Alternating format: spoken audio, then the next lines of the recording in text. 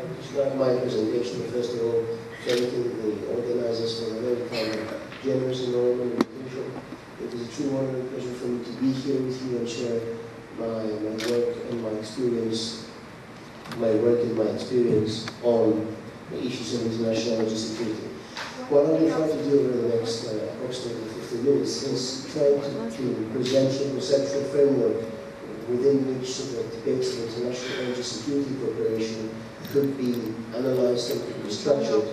And because basically before one proposes ways of promoting a synergetic, a cooperative approach to international energy security, he needs first to define two principal yet equally elusive concepts, and particularly in terms of what is energy security, what are its definitions, what are its dimensions, when we talk about energy security, what exactly are we talking about.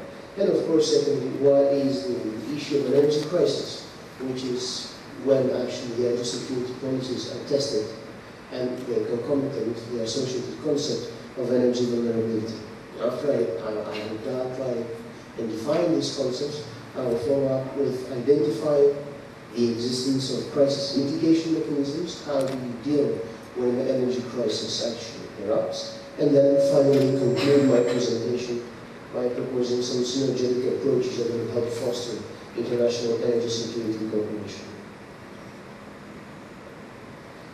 One of the interesting things about energy security is that its concept is both dynamic and multidimensional, and unfortunately it remains primarily subjective to the interpretation of particular national and regional realities that are not necessarily related to the energy factor, but are also related to regional geopolitics or military and other security considerations of the nations. One could basically say that the most comprehensive definition of energy security is what lies in the eye of the beholder. Nevertheless, the content of energy security has shifted throughout the last century when we first started with the concept of the politicization of energy security, when the British decided in the beginning of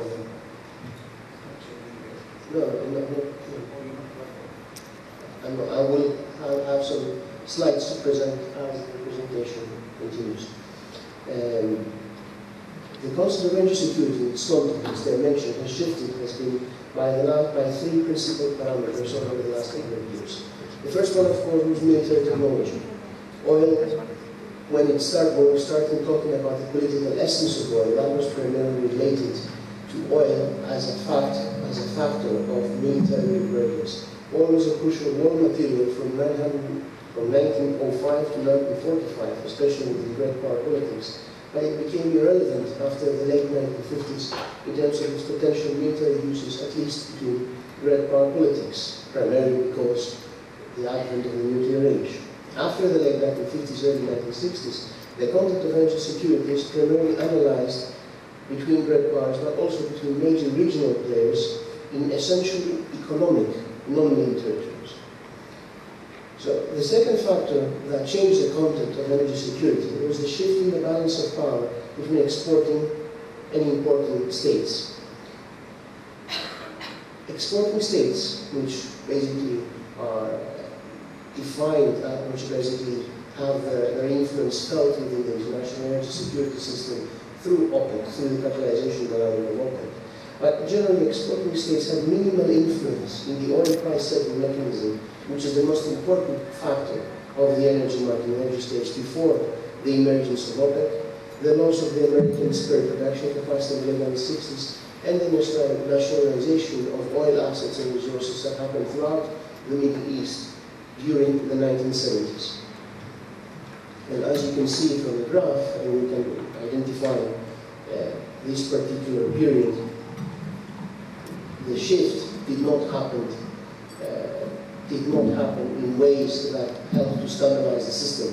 When the shift did happen, it happened in a very violent way, and that's why that was reflected in the major oil crisis and price crisis of the 1970s.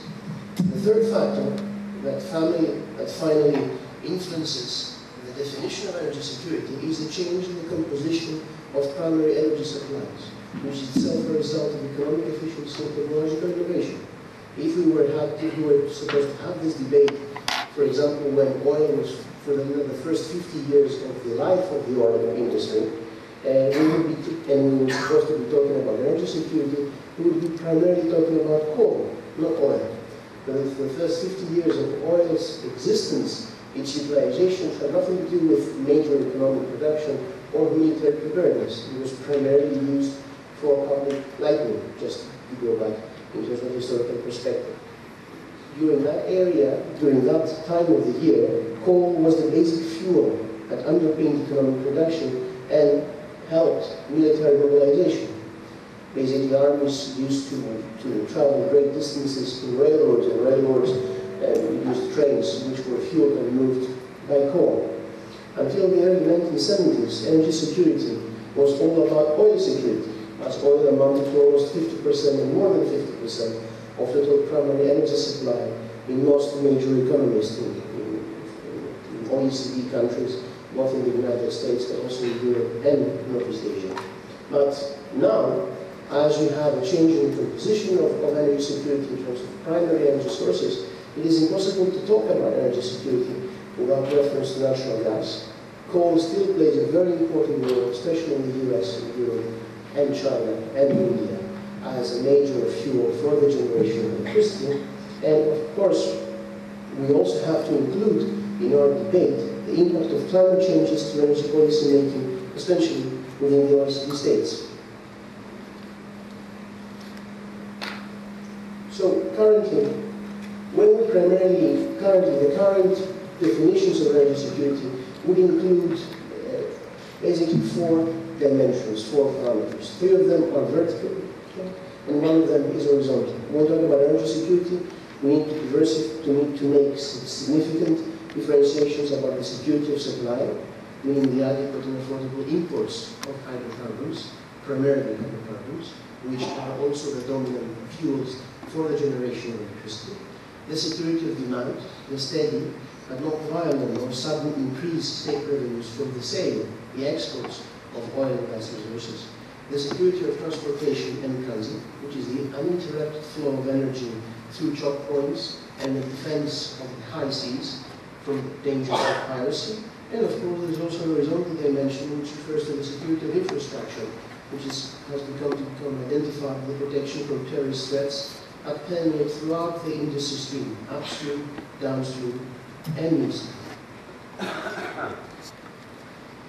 As a result of the aforementioned dynamic parameters, energy security has moved from being identified with the security of oil supply, first of all for Britain's and the US's military needs from 1905 to 1913, and then the mechanized armed forces of the great powers from the First World War until the end of the Second World War, to a far more balanced approach that takes account of the principal interest of exporting countries, which is, of course, the security of demand. The 2006 G8 summit in St. Petersburg provided us with a more balanced definition of international security than any other US or EU interpretation of energy security, which even until the early 1980s gave almost unique emphasis on the security of adequate, diversified, and affordable oil imports to the US and its emerging economic and geopolitical partners in Europe and Asia. The most common denominator of that definition, which has passed into the United Nations texts and the International Energy Forum texts and discussions, was price stability. But this price stability is primarily a root, it's a goal. It's not the reality of the status quo. Finally, contrary to public perceptions that the 2 last dimensions, the transit security and the infrastructure security, are new considerations in terms of public policy, the historical record proves that parameters for transit and infrastructure security have been part and parcel of the energy security debate and the industry even since the beginning of the oil history, and have been with us and with policymakers and industry leaders since for the last 30, 40, or 50 years. What has changed, though, and that is important to say, is the linkage between terrorism and the availability of weapons of mass destruction. What could, for example, a dirty bomb do in Ras Lanuf, which is a major oil export facility of Saudi Arabia? If you'd like some historical examples of the existence of infrastructure and transit risk, you can go back up to the beginning of the industry in the oil in the Middle East. Anglo-Persian, which is the which is the grandmother company of British Petroleum, since 1909, started to pay Bakhtiari Khan tribes in the Khuzestan province a 3% interest of its actual profits in order to stop attacks, tribal attacks, against the first ever oil drilling in the Middle East, the Mashhad field, and subsequently help utilize these tribes to protect the Abadan refinery once it became operational in 1912.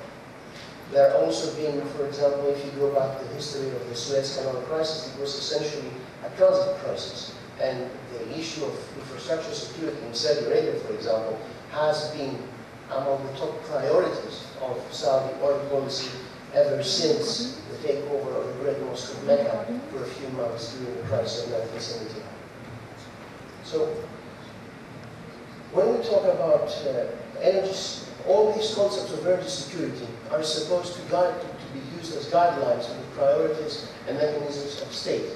But these policies, the effectiveness of these policies, are basically estimated, are basically proven during a time of energy crisis, an energy security crisis. And again, energy security is also a concept of subjective characterization that depends on three major factors. First of all, the state, the position of the state within the international energy security system, the nature of the affected shortage, and finally the unpredictability factor that triggered the crisis and the crisis's final duration. First, each state's place in the international energy system is differentiated from the way of its own net export or net position as a net importer or a net exporter or a transit state, or a combination of the above. The nature of the affected shortage is that qualitative shortage, which is usually more urgent and severe.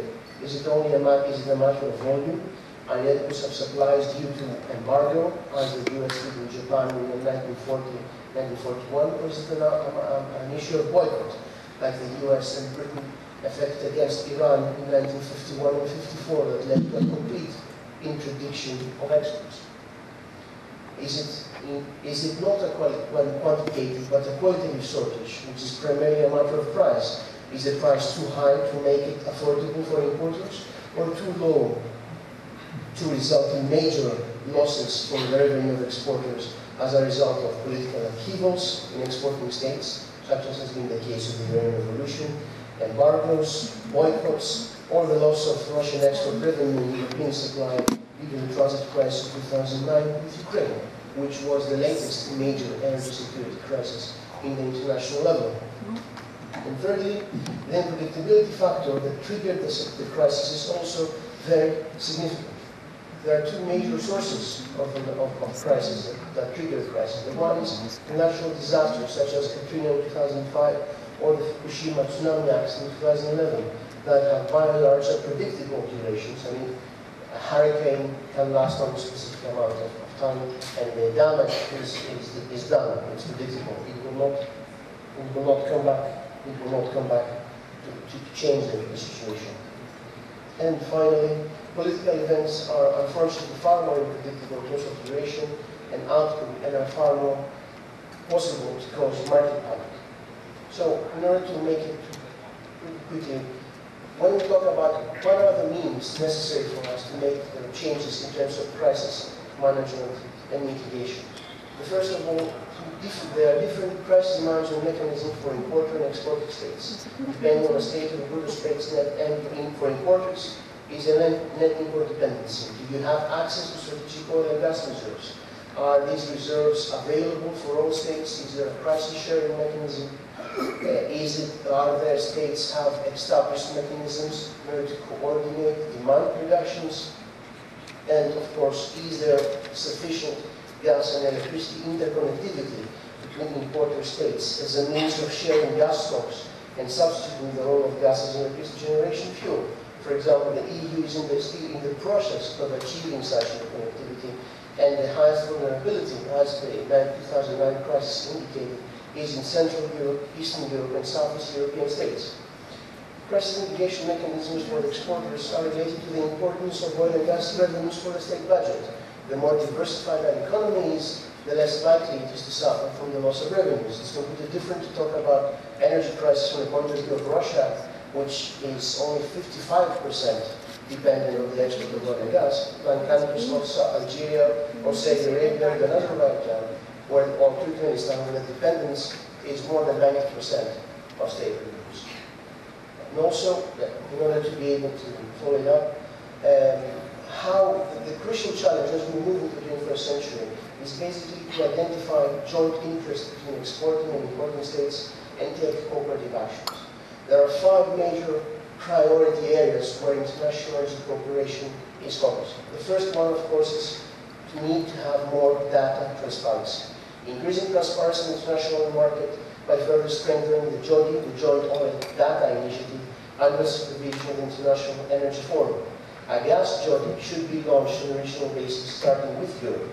The EU's energy regulators are moving in that direction for the EU27 member states for gas and electricity, and market integration through interconnectivity, which of course will be completed only until the end of this decade. The second necessary condition is to have more institutional coordination and cooperation. OPEC and IEA dialogue needs to be further enhanced and expanded so as to include non-OPEC oil producers within the framework of the IEF. The same should occur between IEA members and the members of the gas exporting countries forum. Finally, more transparent oil data will reduce the risk of market panic buying reactions when the next oil crisis occurs. It will also help avert a repetition of the panic buying that characterized the Iranian crisis revolution of 1979 and 1980s. The third factor is to globalize the role and the concept of the IEA and the OECD. The IEA coordinated stocks release and demand reduction mechanism is not a panacea. The ultimate arbiter and hegemonic stabilizer of the international market remains Saudi Arabia's surplus production, which is vulnerable to the possibility of domestic upheaval and largely theoretical, but yet existing threat of a shutdown in the Strait of Hormuz. The IEA strategic stocks are not utilized as a price influence mechanism. They are reserved for the confrontation of major supply crises, either as a result of physical destruction, such as Katrina, or a deterrent for major political upheavals. The IEA's role as a crisis deterrent is also weakening as a result of changing demand patterns. As oil consumption shifts to non-OECD Asia, the IEA needs to better coordinate policies and deepen contacts with some of the most top oil importers such as China and India, as both states develop and increase their oil strategic storage capacity. Since 2009, there has been also some progress in this regard, but much is left to be desired. Finally, we need to reduce transit risk. The security of flow of energy by the so-called choke points are of paramount importance to all states involved and to the global economy. No single power can be allowed to dominate or disrupt the flow of energy through these points, and most importantly, the Straits of Hormuz and the member states of Malaga. Freedoms of the seas and crucial seaways will remain a principal priority of U.S. military strategy, regardless of the level of domestic oil production in the U.S. Finally, increasing international cooperation against the threats of piracy is also moving in a good direction. The further enhanced along the successful example of EU-NATO cooperation regarding the patrolling of the Arab Seas in the Gulf of Aden. And finally, the construction of pipelines that bypass unstable transit states and choke points should be prioritized on a case-by-case basis, such as the further enhancement of Saudi Arabian East-West pipeline that bypasses the Straits of Hormuz, and the completion of EU-Russian gas pipelines, such as Nord Stream and South Stream, that will drastically reduce EU and Russian dependence on Ukraine. Thank you very much.